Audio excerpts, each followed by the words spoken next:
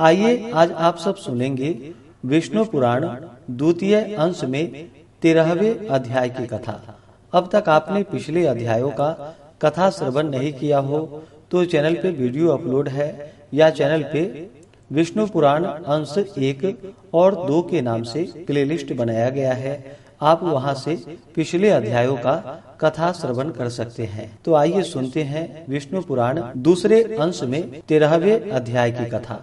तो बोलिए प्रेम से भगवान विष्णु की जय, माता लक्ष्मी की जय, सर्वदेवी देवता की जय। श्री मैत्रेय जी बोले कि हे भगवान, मैंने पृथ्वी, समुद्र, नदियों और ग्रहण की स्थिति आदि के विषय में जो कुछ पूछा था सो सब आपने वर्णन कर दिया। उसके साथ ही आपने यह भी बतला दिया कि किस प्रकार यह समस्त त्रिलोकी भगवान विष्णु के ही आश्रित है और कैसे परमार्थ स्वरूप ज्ञान ही सब में प्रधान है। किंतु भगवान, आपने पहले जिसकी चर्चा की थी वह राजा भरत का चरित्र मैं सुनना चाहता हूँ, कृपा करके कहिए। कहते हैं वे राजा भरत निरंतर योग युक्त होकर भगवान वासुदेव में चित्त लगाए शालग्राम क्षेत्र में रहा करते थे। इस प्रकार पुण्य देश के प्रभाव और हरि चिंतन से भी उनकी मुक्ति क्यों नहीं हुई, जिससे उन्हें फिर ब्राह्मण का जन्म लेना पड़ा। हे मुनि श्रेष्ठ, ब्राह्मण होकर भी उन महात्मा भरत जी ने फिर जो कुछ किया वह सब आप कृपा करके मुझसे कहिए। श्री पराशर जी बोले कि हे मैत्रेय, वे महाभाग पृथ्वीपति भरत जी भगवान में चित्त लगाए चिरकाल तक शालग्राम क्षेत्र में रहे। गुणवानों में श्रेष्ठ उन भरत जी ने अहिंसा आदि संपूर्ण गुण और मन के संयम में परम उत्कर्ष लाभ किया। हे यज्ञेश, हे अच्युत, हे गोविंद, हे माधव, हे अनंत, हे केशव, हे कृष्ण, हे विष्णु, हे हृषिकेश, हे वासुदेव, आपको नमस्कार है। इस प्रकार राजा भरत निरंतर केवल भगवान नामों का ही उच्चारण किया करते थे। हे मैत्रेय, वे स्वप्न में भी इस पद के अतिरिक्त और कुछ नहीं कहते थे और न कभी उसके अर्थ के अतिरिक्त और कुछ चिंतन ही करते थे। वे निःसंग योग युक्त और तपस्वी राजा भगवान की पूजा के लिए केवल समीध, पुष्प और कुशा का ही संचय करते थे। इसके अतिरिक्त वे और कोई कर्म नहीं करते थे। एक दिन वे स्नान के लिए नदी पर गए और वहां स्नान करने के अनंतर उन्होंने स्नानोत्तर क्रियाएं की। हे ब्राह्मण, इतने में ही उस नदी तीर पर एक आसन्न प्रसवा शीघ्र ही बच्चा जनने वाली प्यासी हिरणी वन में जल पीने के लिए आई। उस समय प्रायः जब वह जल पी चुकी थी, वहां सब प्राणियों को भयभीत कर देने वाली सिंह की गंभीर गर्जना सुनाई पड़ी। तब वह अत्यंत भयभीत हो आकाशमात उछलकर नदी के तट पर चढ़ गई।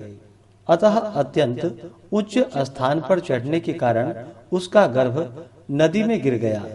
नदी की तरंग मालाओं में पड़कर बहते हुए उस गर्भभ्रष्ट मृग बालक को राजा भरत ने पकड़ लिया। हे मैत्रेय, गर्भपात के दोष से तथा बहुत ऊंचे उछलने के कारण वह हिरणी भी पछाड़ खाकर गिर पड़ी और मर गई। उस हिरणी को मरी हुई देख तपस्वी भरत उसके बच्चे को अपने आश्रम ले आए। हे मुने, फिर राजा भरत उस मृग छौने का नित्य प्रति पालन पोषण करने लगे और वह भी उनसे पोषित होकर दिन दिन बढ़ने लगा। वह बच्चा कभी तो उस आश्रम के आसपास ही घास चरता रहता और कभी वन में दूर तक जाकर फिर सिंह के भय से लौट आता। प्रातः काल वह बहुत दूर चला जाता तो भी सायं काल को फिर आश्रम में ही लौट आता और भरत जी के आश्रम की पर्णशाला के आंगन में पड़ा रहता। हे द्विज, इस प्रकार कभी पास और कभी दूर रहने वाले उस मृग में ही राजा का चित्त सर्वदा आसक्त रहने लगा। वह अन्य विषयों की ओर जाता ही नहीं था। जिन्होंने संपूर्ण राजपाट और अपने पुत्र तथा बंधु बांधवों को छोड़ दिया था, वे ही भरत जी उस हिरणी के बच्चे पर अत्यंत ममता करने लगे। उसे बाहर जाने के अनंतर यदि लौटने में देर हो जाती तो वे मन ही मन सोचने लगते, अहो उस बच्चे को आज किसी भेड़िए ने तो नहीं खा लिया, किसी सिंह के पंजे में तो आज वह नहीं पड़ गया।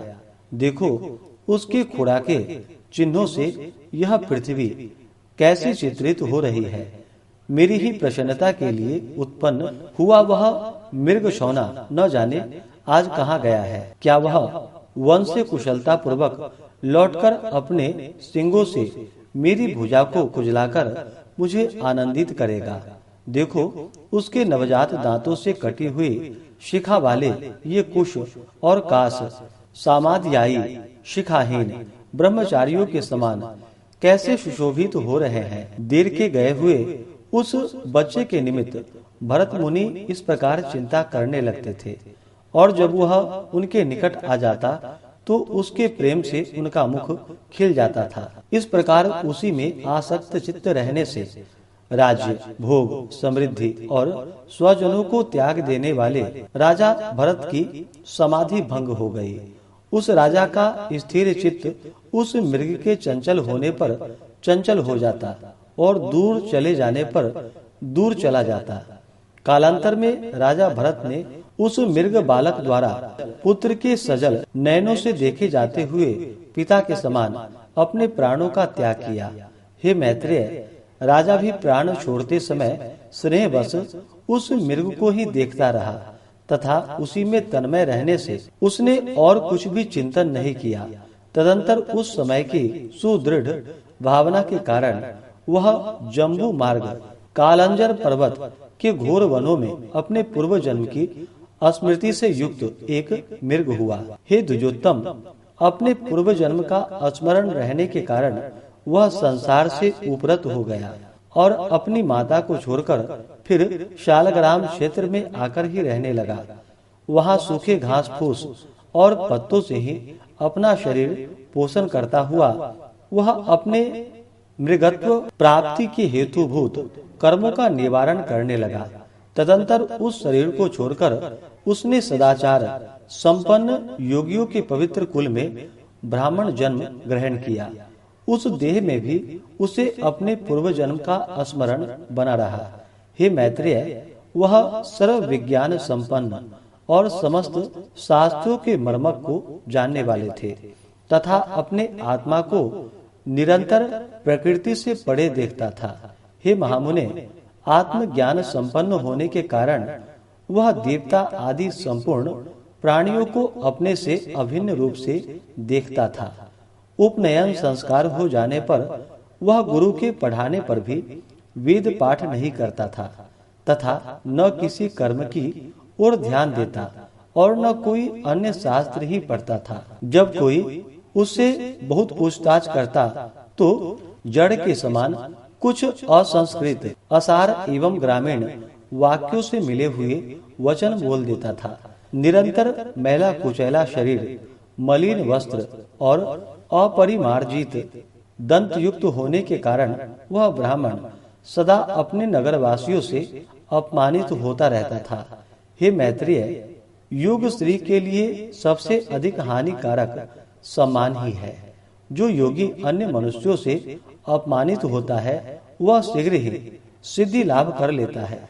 अतः योगी को सन्मार्ग को दूषित न करते हुए ऐसा आचरण करना चाहिए जिससे लोग अपमान करें और संगति से दूर रहे। हिरण्यगर्भ के इस सारयुक्त वचन को स्मरण रखते हुए वे महामती विप्रवर अपने आप को लोगों में जड़ और उन्मत्त शाही प्रकट करते थे। कुलमाश, जौ आदि, धान, शाक, जंगली फल अथवा कर्ण आदि जो कुछ भक्ष्य मिल जाता उस थोड़े से को ही बहुत मानकर वे उसी को खा लेते और अपना कालक्षेप करते रहते। फिर पिता के शांत हो जाने पर उनके भाई बंधु उसका सड़े गले अन्न से पोषण करते हुए उनसे खेती बाड़ी का कार्य कराने लगे।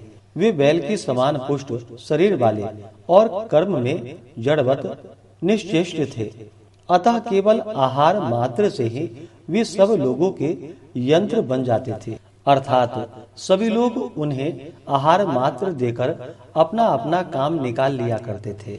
उन्हें इस प्रकार संस्कार शून्य और ब्राह्मण वेश के विरुद्ध आचरण वाला देख रात्रि के समय पृषतराज के सेवकों ने बलि की विधि से सुसज्जित कर काली का बलि पशु बनाया। किंतु इस प्रकार एक परम योगेश्वर को बलि के लिए उपस्थित देख महाकाली ने एक तीक्ष्ण खड्ग से उन क्रूर कर्मा राज सेवकों का गला काट डाला और अपने पार्षदों सहित उसका तीखा रुधिर पान किया। तदंतर एक दिन महात्मा सौवीर राज कहीं जा रहे थे। उस समय उनके बेगारियों ने समझा कि यह भी बेगार के ही योग्य है। राजा के सेवकों ने भी भस्म में छिपे हुए अग्नि के समान उन महात्मा का रंग ढंग देखकर उन्हें बेगार के योग्य समझा। हे द्विज, उन सौवीर राज ने मोक्ष धर्म ज्ञाता महामुनि कपिल से यह पूछने के लिए कि इस दुखमय संसार में मनुष्यों का श्रेय किसमें है, शिविका पर चढ़कर इक्षुमती नदी के किनारे उन महिषी के आश्रम पर जाने का विचार किया। तब राज सेवक के कहने से भरत मुनि भी उनकी पालकी को अन्य बेगारियों के बीच में लगाकर वहन करने लगे। इस प्रकार बेगार में पकड़े जाकर अपने पूर्व जन्म का स्मरण रखने वाले संपूर्ण विज्ञान के एकमात्र पात्र वे विप्रवर अपने पाप में प्रारब्ध का क्षय करने के लिए उस शिविरिका को उठाकर चलने लगे। वे बुद्धिमानों में श्रेष्ठ द्विजवर तो 4 हाथ भूमि देखते हुए मंद गति से चलते थे, किंतु उनके अन्य साथी जल्दी जल्दी चल रहे थे। इस प्रकार शिविका की विषम गति देखकर राजा ने कहा, अरे शिविका वाहको, यह क्या करते हो? समान गति से चलो। किंतु फिर भी उसकी गति उसी प्रकार विषम देखकर राजा ने फिर कहा, अरे क्या है, इस प्रकार आसमान भाव से क्यों चलती हो? राजा के बार बार ऐसे वचन को सुनकर वे शिविका वाहक भरत जी को दिखाकर कहने लगा, हम में से एक यही धीरे धीरे चलता है। राजा ने कहा, अरे तूने तो अभी मेरी शिविका को थोड़ी ही दूर वहन किया है, क्या इतने में ही थक गया? तू वैसे तो बहुत मोटा मुष्टंडा दिखाई देता है, फिर क्या तुझसे इतना भी श्रम नहीं सहा जाता? ब्राह्मण बोला, राजन, मैं न मोटा हूँ और न मैंने आपकी शिविका ही उठा रखी है। मैं थका भी नहीं हूँ और न मुझे श्रम सहन करने की आवश्यकता है। राजा बोला, अरे तू तो प्रत्यक्ष ही मोटा दिखाई दे रहा है। इस समय भी शिविका तेरे कंधे पर रखी हुई है और बोझा ढोने से देहधारियों को श्रम होता ही है। ब्राह्मण बोला, राजन, तुम्हें प्रत्यक्ष क्या दिखाई दे रहा है, मुझे पहले यही बताओ। उसके बलवान अथवा अबलवान आदि विशेषणों की बात तो पीछे करना। तूने मेरी शिविका का वहन किया है, इस समय भी वह तेरे ही कंधों पर रखी हुई है। तुम्हारा ऐसा कहना सर्वथा मिथ्या है। अच्छा मेरी बात सुनो। देखो, पृथ्वी पर तो मेरे पैर रखे ही हैं, पैरों के ऊपर जंघाएं हैं और जंघाओं के ऊपर दोनों उरु तथा उरुओं के ऊपर उदर है। उदर के ऊपर वक्षा स्थल, बाहु और कंधों की स्थिति है तथा कंधों के ऊपर यह शिविका रखी है। इसमें मेरे ऊपर कैसे बोझा रहा? इस शिविका में जिसे तुम्हारा कहा जाता है वह शरीर रखा हुआ है। वास्तव तो तुम वहाँ शिविका में हो और मैं यहाँ पृथ्वी पर हूँ। ऐसा कहना सर्वथा मिथ्या है। हे राजन, मैं, तुम और अन्य भी समस्त जीव पंचभूतों से ही वहन किया जाता है तथा यह भूत वर्ग भी गुणों के प्रवाह में पड़कर ही बह जा रहा है। हे पृथ्वी पते, हे सत्वादि गुण भी कर्मों के वशीभूत है और समस्त जीवों में कर्म अविद्याजन्य ही है। आत्मा तो शुद्ध, अक्षर, शांत, निर्गुण और प्रकृति से परे है तथा समस्त जीवों में वह एक ही ओतप्रोत है। अतः उसकी वृद्धि अथवा क्षय कभी नहीं होती। हे नृप, जब उसके उपचय वृद्धि अपचय क्षय ही नहीं होते तो तुमने यह बात किस युक्ति से कही कि तू मोटा है? यदि कर्मशः पृथ्वी, पाद, जंघा, कटी, उरु और उदर पर स्थित कंधों पर रखी हुई यह शिविका मेरे लिए भार रूप हो सकती है, तो उसी प्रकार तुम्हारे लिए भी तो हो सकती है, क्योंकि ये पृथ्वी आदि तो जैसे तुमसे पृथक है वैसे ही मुझ आत्मा से भी सर्वथा भिन्न है। तथा इस युक्ति से तो अन्य समस्त जीवों ने भी केवल शिविका ही नहीं बल्कि संपूर्ण पर्वत, वृक्ष, गृह और पृथ्वी आदि का भार उठा रखा है। हे राजन, जब प्रकृति जन्य कारणों से पुरुष सर्वथा भिन्न है तो उसका परिश्रम भी मुझको कैसे हो सकता है? और जिस द्रव्य से यह शिविका बनी हुई है उसी से यह आपका, मेरा अथवा और सबका शरीर भी बना है, जिसमें कि ममत्व का आरोप किया हुआ है। श्री पराशर जी बोले, ऐसा कहवे द्विजवर शिविका को धारण किए हुए ही मौन हो गए और राजा ने भी तुरंत पृथ्वी पर उतरकर उनके चरण पकड़ लिए। राजा बोला, अहो द्विजराज, इस शिविका को छोड़कर आप मेरे ऊपर कृपा कीजिए। प्रभु, कृपा बताइए, इस जड़ वेश को धारण किए आप कौन हैं? हे विद्वान, आप कौन हैं? किस निमित्त से यहाँ आपका आना हुआ है तथा आने का क्या कारण है, यह आप मुझसे कहिए। मुझे आपके विषय में सुनने की बड़ी उत्कंठा हो रही है। ब्राह्मण बोले कि हे राजन, सुनो, मैं अमुक हूँ, यह बात कहीं नहीं जा सकती, और तुमने जो मेरे यहाँ आने का कारण पूछा सो आना जाना आदि सभी क्रियाएं कर्म फल के उपभोग के लिए ही हुआ करती है। सुख दुख का भोग ही देह आदि की प्राप्ति कराने वाला है तथा धर्माधर्मजन्य सुख दुखों को भोगने के लिए ही जीव देहादि धारण करता है। हे भूपाल, समस्त जीवों की संपूर्ण अवस्थाओं के कारण ये धर्म और अधर्म ही है। फिर विशेष रूप से मेरे आगमन का कारण तुम क्यों पूछते हो? राजा बोला, अवश्य ही समस्त कार्यों में धर्म और अधर्म ही कारण है, और कर्म फल के उपभोग के लिए ही एक देह से दूसरे देह में जाना होता है। किंतु आपने जो कहा कि मैं कौन हूँ, यह नहीं बताया जा सकता। इसी बात को सुनने की मुझे इच्छा हो रही है। हे ब्राह्मण, जो है अर्थात जो आत्मा, कर्ता, भोक्ता रूप से प्रतीत होता हुआ सदा सत्ता रूप से वर्तमान है, वही मैं हूँ। ऐसा क्यों नहीं कहा जा सकता? हे द्विज, यह अहम शब्द तो आत्माओं में किसी प्रकार के दोष का कारण नहीं होता। ब्राह्मण बोला कि हे राजन, तुमने जो कहा कि अहम शब्द से आत्माओं में कोई दोष नहीं आता, सो ठीक है, किंतु अनात्मा में ही आत्म तत्व का ज्ञान कराने वाला भ्रांति मूलक अहम शब्द ही दोष का कारण है।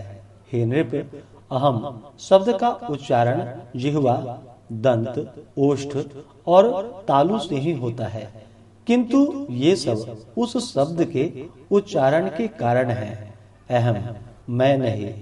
तो क्या जिह्वादि कारणों के द्वारा यह वाणी ही स्वयं अपने को अहम कहती है? नहीं। अतः ऐसी स्थिति में तू मोटा है, ऐसा कहना भी उचित नहीं है।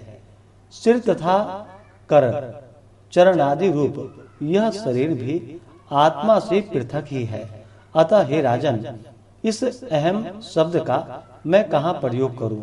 तथा हे नृप श्रेष्ठ, यदि मुझसे भिन्न कोई और भी सजातीय आत्मा हो तो भी यह मैं हूँ और यह अन्य है, ऐसा कहा जा सकता था। किंतु जब समस्त शरीर में एक ही आत्मा विराजमान है, तब आप कौन हैं? मैं वह हूँ। ये सब वाक्य निष्फल ही है। तू राजा है, यह शिविका है, ये सामने शिविका वाहक है, तथा ये सब तेरी प्रजा है। हे नृप, इसमें से कोई भी बात परमार्थतः सत्य नहीं है। हे राजन, वृक्ष से लकड़ी हुई और उससे तेरी यह सेविका बनी, और बता, इसे लकड़ी कहा जाए या वृक्ष? किंतु महाराज, वृक्ष पर बैठे हैं ऐसा कोई नहीं कहता, और न कोई तुझे लकड़ी पर बैठा हुआ ही बताता है। सब लोग सेविका में बैठा हुआ ही कहते हैं।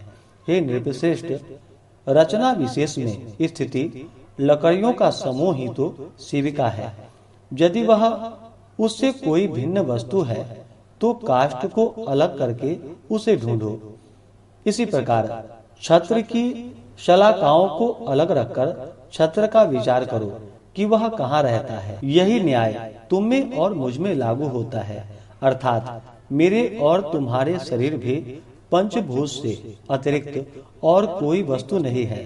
पुरुष, स्त्री, गौ, अज यानी कि बकरा, अश्व, गज, पक्षी और वृक्ष आदि लौकिक संज्ञाओं का प्रयोग कर्म हेतुक शरीर में ही जानना चाहिए। हे राजन, पुरुष जीव तो न देवता है, न मनुष्य है, न पशु है और न वृक्ष है। ये सब तो कर्मजन्य शरीरों की आकृतियों के ही भेद हैं। लोक में धन, राजा, राजा के सैनिक तथा और भी जो वस्तुएं हैं, हे राजन, वे परमार्थतः सत्य नहीं है, केवल कल्पनामय ही है। जिस वस्तु की परिमाणादि के कारण होने वाली कोई संज्ञा कालांतर में भी नहीं होती, वही परमार्थ वस्तु है। हे राजन, ऐसी वस्तु कौन सी है? तू अपने को ही देख। समस्त प्रजा के लिए तू राजा है, पिता के लिए पुत्र है, शत्रु के लिए शत्रु है, पत्नी का पति है और पुत्र का पिता है। हे राजन, बतला, मैं तुझे क्या कहूँ? हे महीपते, तू क्या यह सिर है अथवा ग्रीवा है, या पीठ अथवा पादादि में से कोई है? तथा ये सिर आदि भी तेरे क्या है?